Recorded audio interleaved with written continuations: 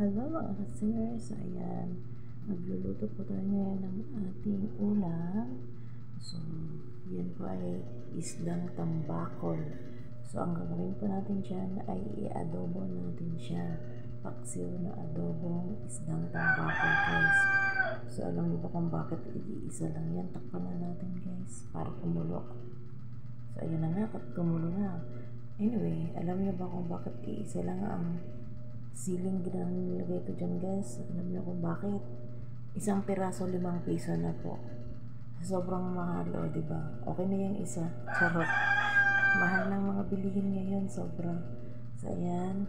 So, nilagyan ko lang po yan ng mga pangpalasa, tulad ng asin, magic sarap, sibuyas, bawang, paminta, at toyo, suka, ayan. Diba? Ready to serve. Thank you for watching.